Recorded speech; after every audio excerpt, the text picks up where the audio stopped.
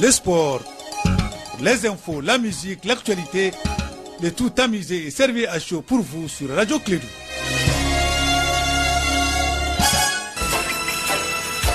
Radio Clédou, le journal. Avec Sotelma Malitel. Mesdames et messieurs, fidèles auditeurs, bonjour à tous, bienvenue et bonjour à ceux qui viennent d'arriver. Nous vous disons merci, dites au nom du Mali, à cause du Mali, avec le Mali, pour le Mali et nous sommes ensemble. Voici pour vous le journal, première édition de la matinale. Nous sommes aujourd'hui mardi 22 octobre l'an 2019. Il est 7h30 temps universel. Et c'est Bakary Sekoussi, c'est le présentateur de ce matin. Bakary, bonjour, bienvenue. Oui, bonjour Abdoulaye, bonjour à toutes et à tous. Bienvenue dans cette édition, la première de Clédou Info. Dans ce journal, nous allons parler des concertations décentralisées, du dialogue national inclusif. Donc ces concertations ont démarré hier dans la région des Cailles. Nous allons retrouver sur place notre correspondant qui va nous donner les détails. Et puis sur un autre plan, l'entreprise CEPROCO de pulvérisation au chevet donc de l'hôpital Gabriel Touré l'a procédé samedi dernier à la pulvérisation de tous les bâtiments donc de ce établissement, un geste de solidarité hautement salué par les responsables. Et puis la deuxième édition du salon international de l'artisanat du Mali Siama a été lancée ce week-end dans un hôtel de la place. Les festivités sont prévues du 7 au 21 novembre prochain. Pour des précisions, donc nous aurons les reportages de Mariam Kouyaté. À la fin de ce journal, comme tous les mardis, nous allons retrouver Fanta Diakité dans la chronique santé. Aujourd'hui, elle nous parlera de la transmission des hépatites virales B et C donc dans notre pays. Et puis notre invité, c'est l'analyste Iboussi. Donc ce matin, notre invité, il nous parlera de l'impact économique de la lutte contre la corruption au Mali. Il sera interrogé par Kassim Traoré. C'est le titre de ce journal, le développement dans un instant.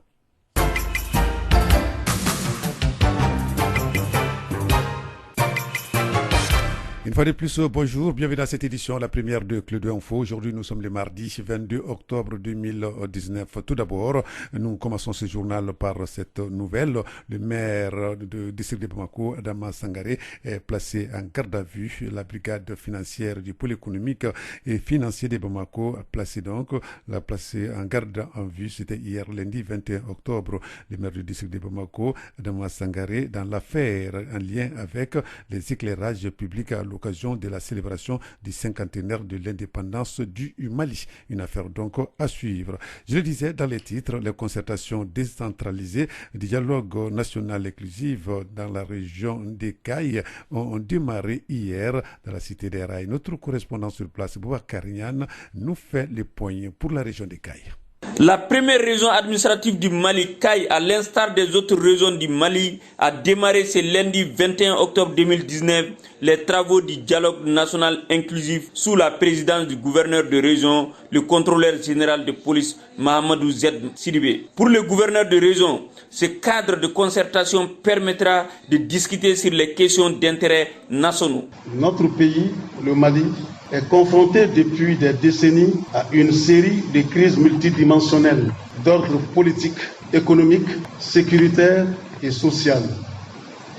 Ces crises menacent les fondements de notre nation et imposent aujourd'hui un dialogue entre Maliens pour construire une vision nationale concertée afin de relever les défis de l'ère qui sont essentiellement sécuritaires, géopolitiques, de gouvernance, politique institutionnelle, sociale, économique, religieuse, culturelle, climatique et environnementale. Cette concertation qui va se dérouler les 21 et 22 octobre 2019 est une opportunité pour faire un diagnostic rigoureux et sans complaisance des crises que traverse notre pays en général et la région de Caille en particulier. L'ensemble des forces vives de la région de Caille participent massivement à cette rencontre et de fortes recommandations sont attendues à la sortie de ces 2 jours de travaux pour une fin définitive de toutes les crises qui traversent notre pays selon les participants. Boubacar Niane, Radio Clédou, Caille. Alors, merci Boubacar Rignan. En ce monde de la solidarité de lutte contre l'exclusion, l'entreprise Sopreco a procédé, c'était le samedi dernier, à la pulvérisation de tous les bâtiments de l'hôpital Gabriel Touré. Un geste salué par les responsables, car en temps normal, l'hôpital doit être pulvérisé au moins 2 fois dans l'année. Nous vous proposons ici d'écouter successivement Ndji Ibrahima Tamboura de l'entreprise Sopreco et Abdoulaye Maïga, hygiéniste au niveau de Gabriel Touré. Les propos sont recueillis par Fanta Diakité. On a vu sur les réseaux sociaux qu'il y a beaucoup de cafards ici, des fourmis qui piquent les enfants. Directement, ça nous a motivés à venir faire de le mieux ce qu'on peut faire. Mais comme nous avons des frères, des sœurs ici, qui encore c'est le mois de la solidarité, c'est ce qu'on a choisi comme idée pour venir les aider. On avait pris l'idée de prendre de la pédiatrie cinéma, mais on a vu qu'il faut prendre tout l'hôpital. Bon, nous avons privilégié les bureaux, les salles d'observation. On va faire aussi la cour aujourd'hui, Inch'Allah. Sauf il y a des endroits qui sont dans la pédiatrie, il y a des enfants qui sont on n'a pas accès à rentrer là-bas. C'est très salutaire, nous sommes très contents du geste de l'entreprise Sopreco parce que déjà ça fait partie des activités de l'hôpital en temps normal. Et pour des questions de moyens, si quelqu'un vient le faire pour nous, on ne peut que les saluer et les remercier au nom de l'hôpital et au nom de l'ensemble des malades. L'hôpital est vraiment confronté à des problèmes d'hygiène par manque de moyens. On a des difficultés par rapport à la pulvérisation, par rapport à la dératisation aussi. Au moins l'hôpital doit être pulvérisé au minimum 2 fois dans l'année. L'appel que nous lançons, tout ce qui est reste aliments, les cafards, c'est généralement les patients et les accompagnants qui amènent les cafards. Parce qu'on leur dit de respecter les consignes d'hygiène dans les hôpitaux, ils ne le font pas. L'infirmier ne peut pas passer tous les jours après les heures de service dans toutes les salles et vérifier s'il y a à manger ou pas. Si vraiment eux-mêmes ils peuvent fournir ne serait-ce qu'un peu d'effort pour au moins en dehors des salles d'hospitalisation. Voilà, donc les propos recueillis par Fanta Diakité. Nous allons changer de sujet. Je le disais également dans les titres du 7 au 21 novembre prochain, le parc des expositions de Bamako abritera la 10e édition du Salon international de l'artisanat du Mali Siam. Le lancement, c'était à l'hôtel Salam de Bamako. C'est une initiative de l'Assemblée permanente des chambres de métiers du Mali en collaboration avec les organisations professionnelles d'artisans. Les précisions avec Maria Boukouyaté. Les artisans du Mali et ceux d'ailleurs, précisément africains, seront à l'honneur durant 15 jours à Bamako. Ils vont montrer leur savoir-faire à travers ce salon international de l'artisanat. Mamadou Menkoro Traoré, président de l'Assemblée permanente des chambres de métiers du Mali. Nous sommes à la 2e édition, c'est le Salon international de l'artisanat du Mali. C'est un espace dédié aux artisans pour exprimer leur savoir-faire et montrer les talents cachés. Donc c'est une opportunité pour les artisans, non seulement de vendre, mais de se promouvoir. Donc nous-mêmes, chaque jour, nous sommes surpris. Lors de cette 2e édition, quand on faisait la visite du terrain, nous sommes rendus compte des nouveaux talents. Donc l'espace sera une opportunité pour tous ceux qui ont des produits, des stocks, des produits en stock, pour vendre, mais ça sera spécialement un espace pour montrer beaucoup de talents cachés. 25 exposants du secteur y seront réunis pour l'occasion. Monsieur Traoré nous trace le programme. Il y aura 500 stands climatisés, 84 stands bâtis et plus de 100 stands ménagers. Et les 38 pays du CODEPA, les pays qui ont confirmé déjà, il y a l'Algérie, il y a le Bénin, le Togo, le Niger, la Côte d'Ivoire, le Sénégal, pays invité d'honneur. J'invite tous les Maliens à venir encourager les artisans maliens. Acheter malien, c'est donner de l'emploi aux Maliens. Ce salon est initié par Madame la ministre de l'Artisanat afin de sortir l'artisanat malien du train-train quotidien et lui donner ses lettres de noblesse. Tous au parc des expositions de Bamako du 7 au 21 novembre. Merci Mariam Kouyaté. La situation de la crise malienne engendre l'augmentation des dépenses de sécurité. Le Premier ministre, lors des assemblées générales du FMI et de la Banque mondiale, a rappelé que le recouvrement de l'État se fait depuis 2012 sur un tiers du territoire. Et conséquence, l'État dispose de très peu de manœuvres. Boubou Sissé appelé pour des projets d'urgence à court terme qui répondent en tout cas aux besoins immédiats des populations maliennes. Nous allons écouter l'intervention de Boubou Cissé, Premier ministre du Mali. Nous avons aussi demandé à nos partenaires de tout faire pour pouvoir s'adapter à la réalité du moment. Chacun d'eux était dans une approche de développement au moment où, face à la crise, le Mali, notre pays, a besoin d'une approche qui soit plus dans l'urgence et puis dans l'humanitaire.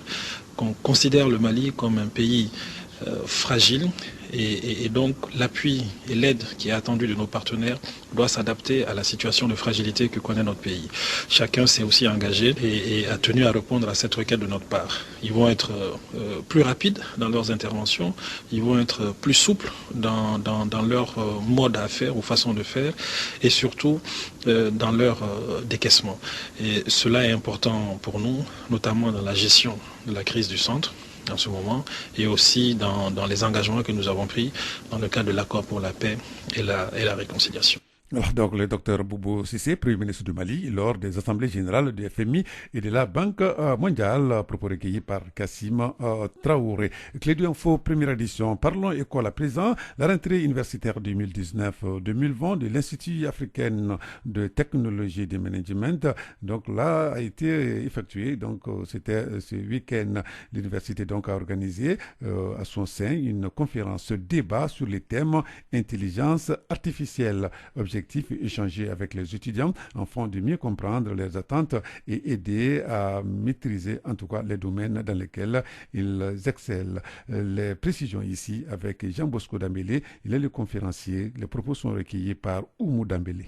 De temps en temps, il faut aller au dernier étage et visionner l'équipe. Et quand on voit qu'il y a quelques faiblesses, il faut essayer de les combler pour aller plus loin. Depuis mon arrivée à Onomo, j'ai vu que l'équipe était très dynamique, très soudée, mais il manquait quelques petits points à mettre à jour, dont spécialement la partie commerciale. Alors, j'ai fait appel à mon siège et nous avions le choix de faire venir des gens d'ailleurs. Et ayant découvert Élysée Conseil, qui fait partie de ces rares cabinets du Mali qui promeut la formation continue et qui sont très excellents. Alors j'ai décidé de leur faire appel avec le premier thème qui était sur la force de vente. Et depuis le premier jour, mes équipes m'envoyaient des messages WhatsApp pour dire waouh, merci. Alors je me suis dit désormais je vais tout qui est un mot dogon qui veut dire harmonie. Donc on dirait même que Onomo est malien. Voilà. Donc c'est pour dire que à tous les Maliens et surtout les directeurs d'entreprise et tous ceux qui sont gestionnaires, de temps en temps penser à former leur personnel. On a certes recruté des gens qui sont diplômés, mais de temps en temps, il faut une formation continue pour se mettre à jour dans ce monde du XXIe siècle. Alors, donc toutes nos excuses pour le mauvais classement. Nous allons retrouver donc Jean Bosco dans notre édition de 13h par rapport donc à la rentrée universitaire 2019-2020 de l'Institut africain de technologie et de management. Clé d'info, première édition.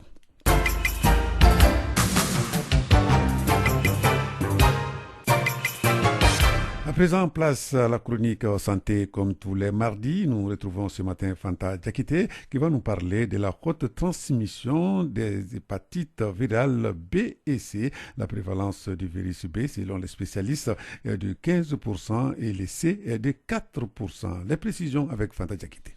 Les hépatites virales ou l'infection qui aboutit à des destructions des cellules du foie tue à petit feu les patients. Selon professeur Anselme Konaté, hépato-gastro-entérologie au CHU Gabriel Touré. C'est une infection qui évolue de façon sournoise, à bas bruit, silencieuse. Dans 90%, vous êtes infecté par le virus de l'hépatite B. Vous n'avez aucun symptôme clinique. Vous vous portez certainement à merveille, alors que le virus, il est là. Seulement dans 10% des cas, vous avez quelques manifestations qui peuvent être à type d'apparition de jaunisse. Quand ça sort dans les yeux, ça interpelle. Et même si vous ne le sachez pas, c'est quelqu'un qui vous dira « Ah tiens, vous avez les yeux jaunes ». Vous vous sentez fatigué alors que vous ne faites rien.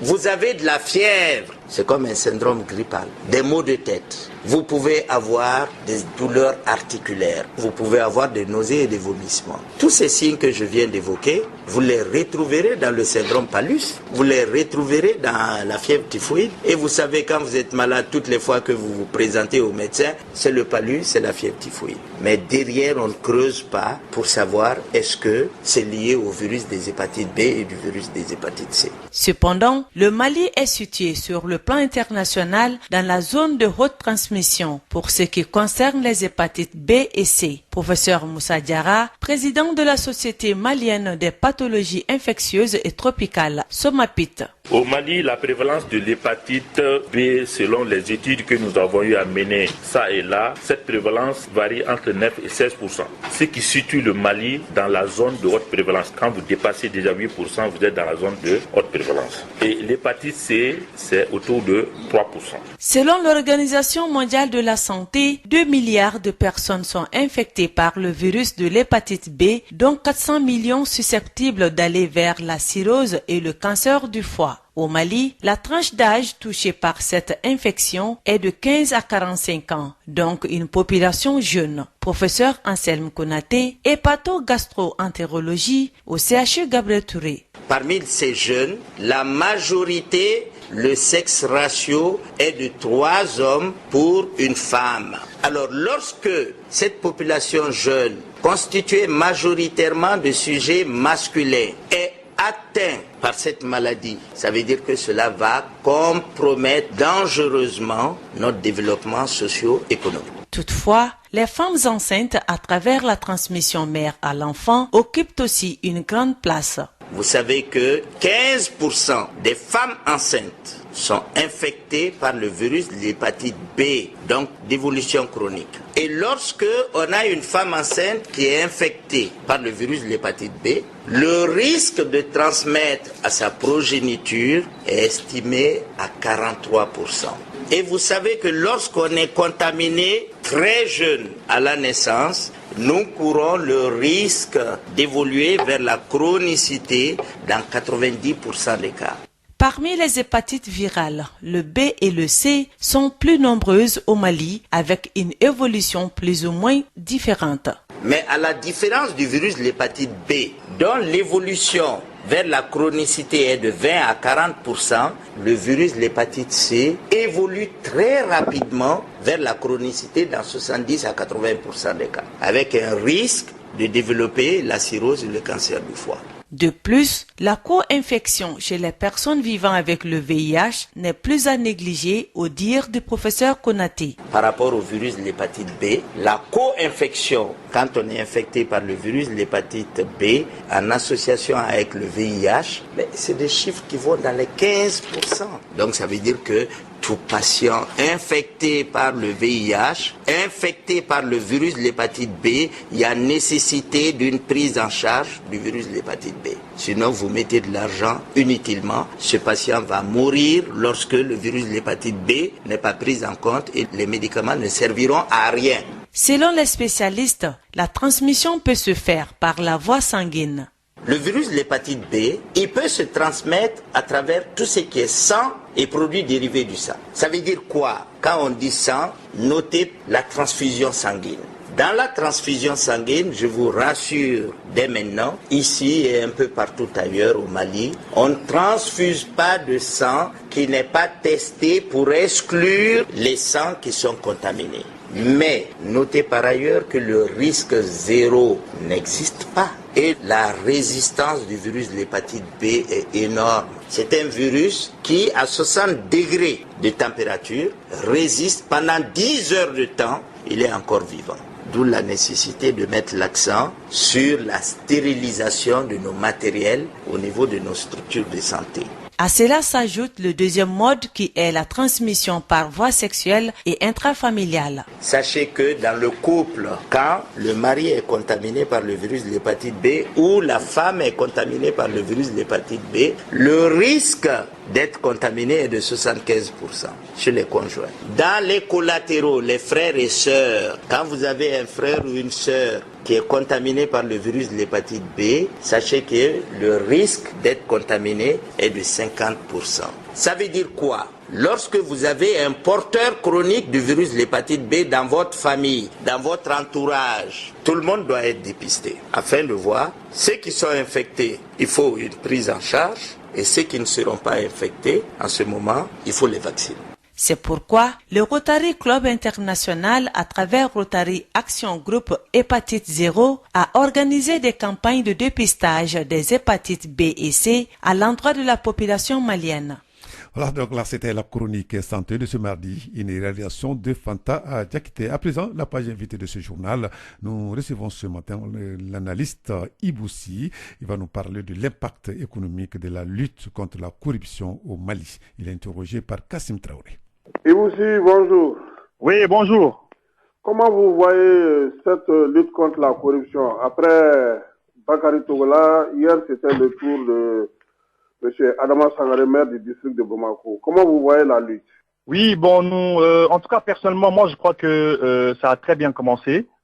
Ça a très bien commencé, bon, bien que les populations maliennes n'y croyaient pas trop, parce qu'on a déjà vu certains ministres de la Justice venir essayer, en fait, de mettre, si on peut le dire comme ça, les Maliens au pas.